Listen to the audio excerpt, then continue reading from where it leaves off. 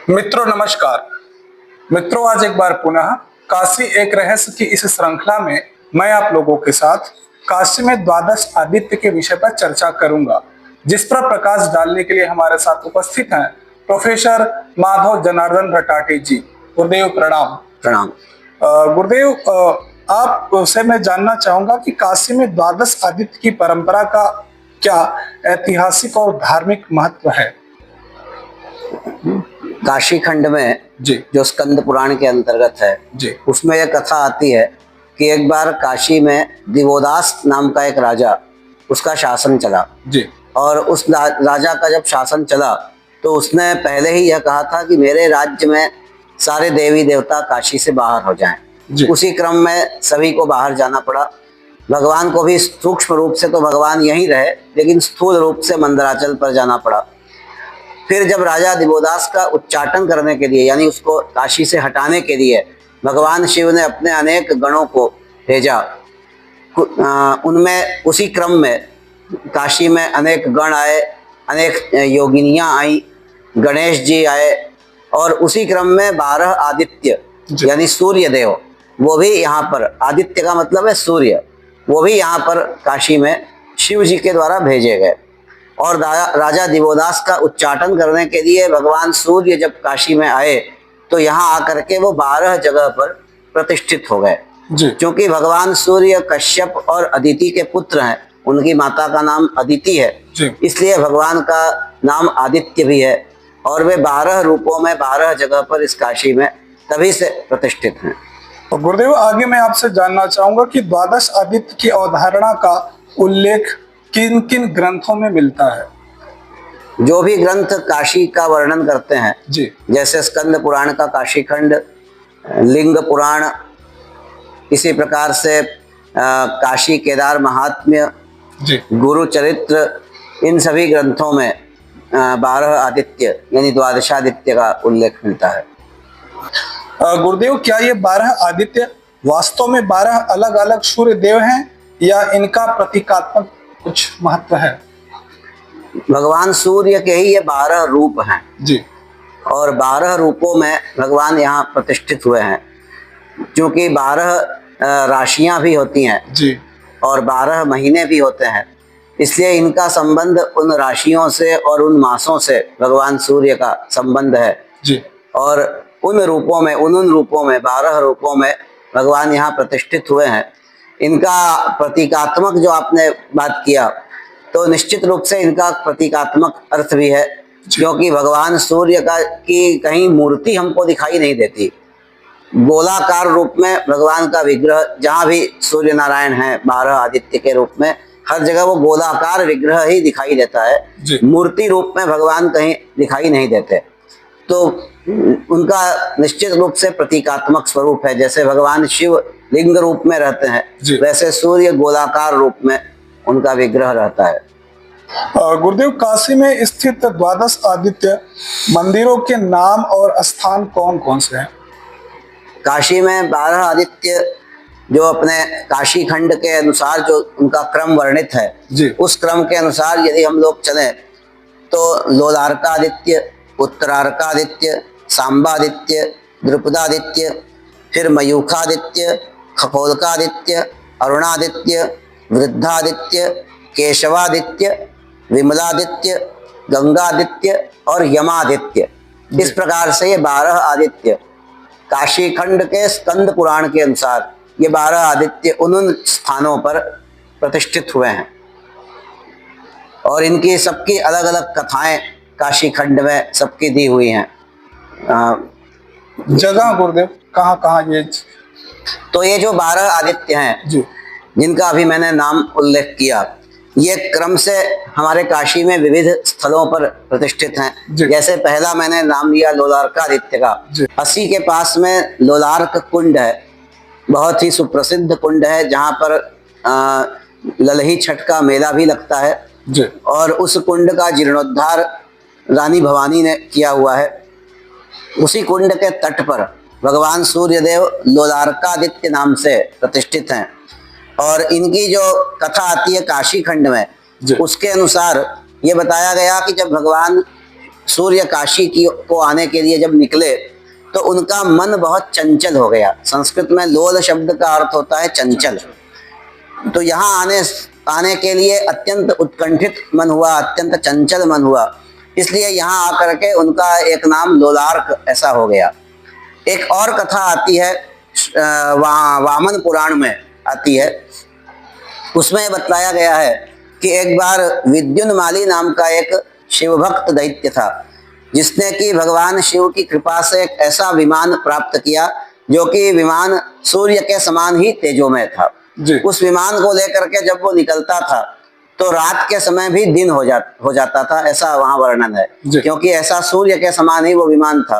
तो उसको देख करके भगवान सूर्य को अच्छा नहीं लगा, उनको लगा कि मेरी जो व्यवस्था है दिन रात की वो बिगड़ रही है, इसलिए भगवान सूर्य उस दैत्य के पीछे उसको मारने के लिए जब दौड़े तो भगवान शिव ने भी अपने भक्त की रक्षा के लिए सूर्य नारायण के पीछे अपना त्रिशूल छोड़ा, जिससे भयभीत होकर के भगवान सूर्य काशी की ओर आए और काशी में आकर के यहाँ लोलार्क नाम से वो प्रतिष्ठित हो गए।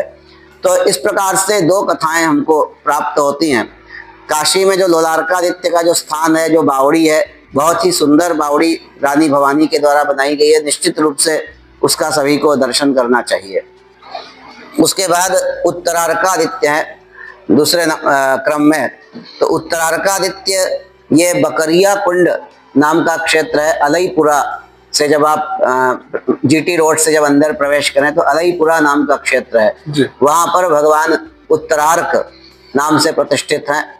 और उनकी कथा ऐसी आती है कि एक वृद्ध महात्मा ने एक बार तपस्या की और उसी समय वहां पर एक बकरी बैठती थी। जब वो तपस्या करते तो एक बकरी आकर बैठती थी। बकरी को संस्कृत में वरकरी बोलते हैं। तो उस बकरी पर भगवान शिव की जब कृपा हुई तो महात्मा ने उस बकरी के लिए भी वर मांगा और अपने लिए भी वर मांगा, और इसीलिए उस बकरी के नाम से ही उस कुंड का नाम वरकरी कुंड, संस्कृत में वरकरी कुंड, और आजकल अपभ्रंश में हम लोग बकरिया कुंड ऐसा बोलते हैं बकरी के नाम से। और वहीं पर भगवान सूर्य उत्तरार्क नाम से वहां प्रतिष्ठित हैं। तीसरे जो सूर्य हैं वो सांबादित्य हैं। काशी में सनातन धर्म इंटर कॉलेज के बगल से गली जाती है जो कि सूरज कुंड की ओर जाती है, प्रसिद्ध स्थल है और बहुत विशाल वहाँ कुंड है, सूर्य कुंड विशाल कुंड है। वहीं भगवान सांबादित्य नाम से प्रतिष्ठित हैं। ये सांब भगवान श्री कृष्ण के पुत्रों में से एक थे, जिनको कि महात्माओं के शाप से कुष्ठ रोग हो गया था, तो उन्हें काशी में आना हुआ और काशी में आकर के सूर्य नारायण की कृपा से कुष्ठ रोग से वे मुक्त हुए। क्योंकि भगवान सूर्य ये प्रमुख रूप से चर्म रोग को दूर करने वाले और नेत्र रोग को दूर करने वाले देवता हैं। इनकी आराधना रविवार और सप्तमी के दिन करने का विशेष विधान है। इसी प्रकार चौथे जो सूर्य हैं वो द्रुपदादित्य नाम से प्रतिष्ठित हैं। काशी में विश्वनाथ मंदिर का जो वर्तमान कॉरिडोर है उसके भीतर ही ये भगवान द्रुपदादित्य हैं। और पूर्व में इनका स्थान विश्वनाथ मंदिर में अन्यत्र था, लेकिन वर्तमान में कॉरिडोर के भीतर ये सुरक्षित हैं। इनकी आराधना माता द्रौपदी यानी पांडवों की जो पत्नी थी द्रौपदी, उन्होंने इनकी आराधना की और इन्हीं की कृपा से उनको अक्षय पात्र मिला था। हम लोग जानते हैं वनवास के समय में पांडवों के पास वो अक्षय पात्र था जिससे वो किसी को भी मनचाहा भोजन दे सकते थे। उसके बाद पांचवें जो सूर्य हैं वो मयूखादित्य हैं। पंचगंगा घाट के पास में माता मंगला गौरी का बहुत प्रसिद्ध मंदिर है। नीचे बालाजी घाट है, मंगला गौरी के नीचे बालाजी घाट है। बालाजी घाट से ठीक ऊपर चढ़ते ही ये मंगला गौरी का मंदिर है। उसके भीतर ही भगवान सूर्य मयूखादित्य के नाम से प्रतिष्ठित हैं। और वहाँ पर भगवान सूर्य ने स्वयं तपस्या करके माता मंगला गौरी की स्थापना की, भगवान गवस्तीश्वर यानी शंकर जी की शिवलिंग की स्थापना की और स्वयं भी मयूखादित्य के नाम से भगवान वहाँ प्रतिष्ठित हुए। उनके शरीर से किरणा नाम की एक नदी निकली जो कि पंचगंगा की 5 नदियों में से गंगा, यमुना, सरस्वती, किरणा और धूतपापा, इन 5 नदियों में से एक वो किरणा हुई जो कि मयूखादित्य के शरीर से निकलकर गंगा जी में यानी पंचगंगा में विलीन हुई है। हमारे छठवें जो सूर्य हैं वो खगोलकादित्य नाम से हैं। ये कामेश्वर महादेव का मंदिर है मच्छोदरी के पास। उस कामेश्वर मंदिर के भीतर ही खगोलकादित्य नाम से सूर्य का विग्रह है। माता विनता जो कि गरुड़ जी की माँ थी, उन्होंने इनकी स्थापना की है, ऐसी पुराणों में कथा मिलती है। उसके बाद सातवें जो सूर्य हैं वो अरुणादित्य हैं। अरुण ये सूर्य नारायण के सारथी थे और उन्होंने अरुणादित्य, सूर्य के सारथी ने अरुणादित्य की स्थापना की। मच्छोदरी के पास में ही भगवान त्रिलोचन का मंदिर है। त्रिलोचन घाट है नीचे, उसके ऊपर त्रिलोचन महादेव का मंदिर है। उस त्रिलोचन महादेव के मंदिर में ही पीछे की ओर भगवान अरुणादित्य नाम से प्रतिष्ठित हुए हैं और उनकी आराधना करने से भी रोगों से मुक्ति मिलती है। इसी प्रकार आठवें जो सूर्यदेव हैं वो वृद्धादित्य नाम से मीर घाट पर प्रतिष्ठित है। मीर घाट पर हनुमान जी का मंदिर है, उसके निकट ही ये वृद्धादित्य प्रतिष्ठित हैं। और इनकी ऐसी कथा आती है कि एक वृद्ध महात्मा थे, बूढ़े महात्मा थे, उन्होंने इनकी आराधना की और उनके नाम से ये वृद्धादित्य नाम से ये प्रतिष्ठित हुए। नौवें जो सूर्यदेव हैं वो केशवादित्य।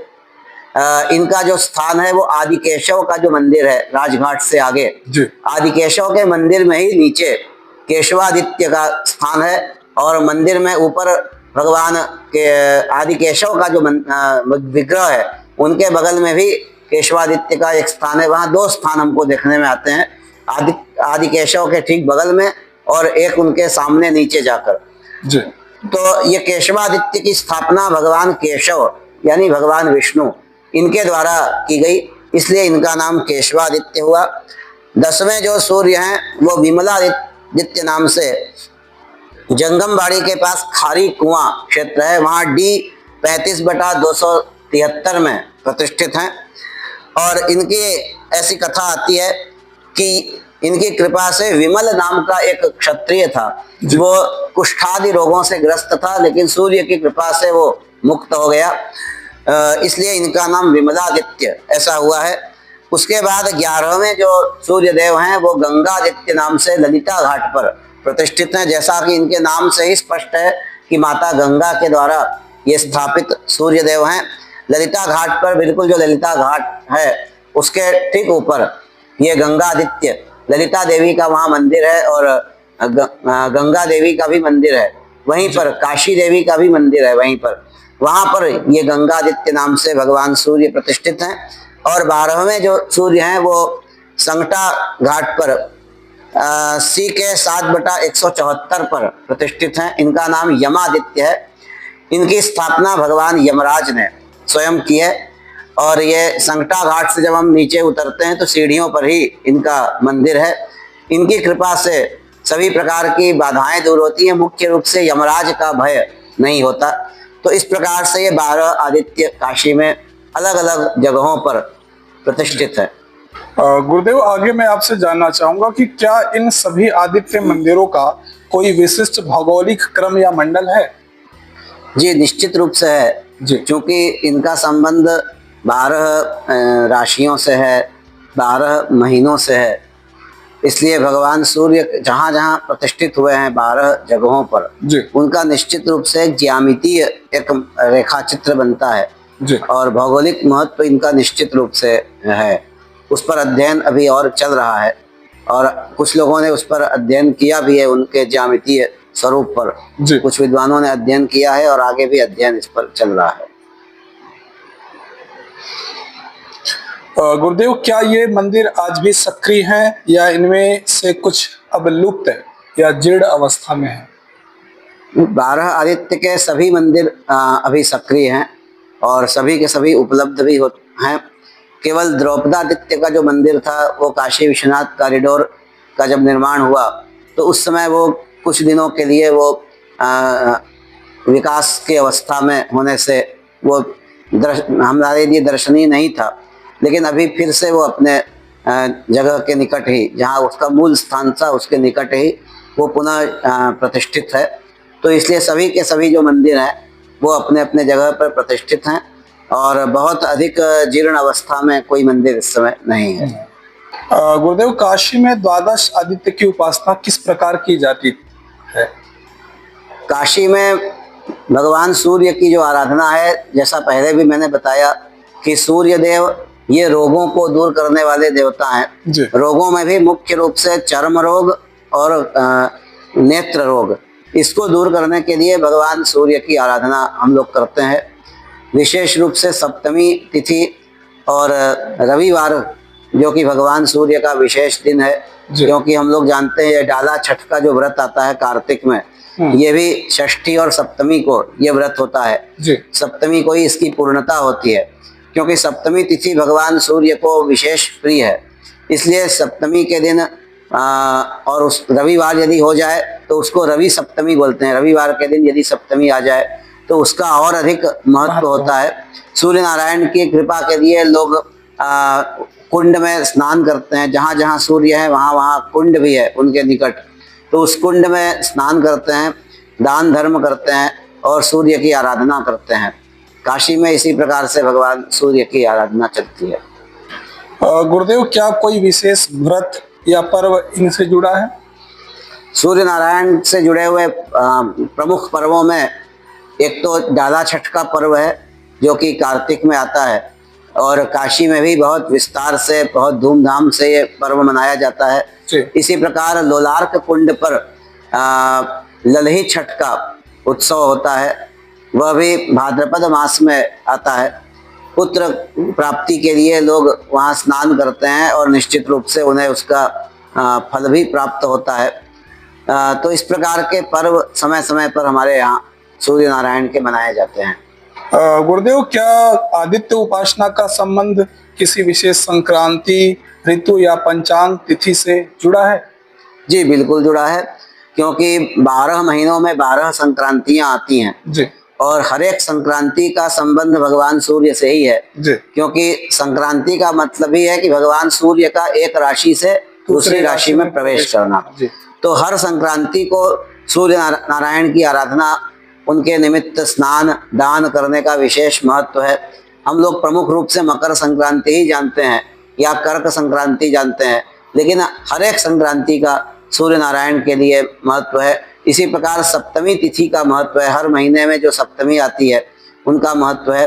विशेष रूप से रथ सप्तमी, जो माघ मास के शुक्ल पक्ष की सप्तमी है जी, उसका सूर्य नारायण के लिए विशेष महत्व है। तो इन सब पर्वों पर भगवान की आराधना करनी चाहिए, दान धर्म करना चाहिए। गुरुदेव, क्या इन मंदिरों को धार्मिक पर्यटन के नक्शे पर लाने का कोई प्रयास किया जा रहा है? जी, धार्मिक पर्यटन के लिए सरकार के द्वारा प्रयास हो रहे हैं।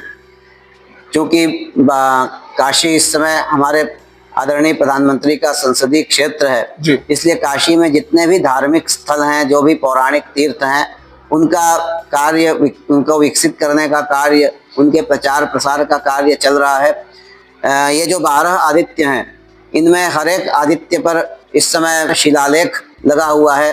हर एक आदित्य में प्रवेश करते समय द्वार बने हुए हैं, और वो जो रास्ता है उसको पावन पथ के रूप में उस रास्ते को विकसित किया जा रहा है। इसी प्रकार से काशी पर एक काशी ऐप यूपी सरकार के द्वारा बनाया गया है जी, उसमें भी इन 12 आदित्यों का जिक्र किया गया है। और भी अनेक कार्य पर्यटन विभाग के द्वारा इस समय चल रहे हैं कि किस प्रकार से इन सभी स्थानों को किस प्रकार से विकसित किया जाए और पर्यटकों को और यात्रियों को किस प्रकार से इनके प्रति आकर्षित किया जाए। गुरुदेव, आपके पास समय का अभाव रहता है, लेकिन जिस तरीके से आप मुझे प्रतिदिन काशी के किसी न किसी विषय को लेकर के अपना बहुमूल्य समय देते रहते हैं, तो उसके लिए मैं आपका आभार प्रकट करता हूं। जी धन्यवाद, प्रणाम।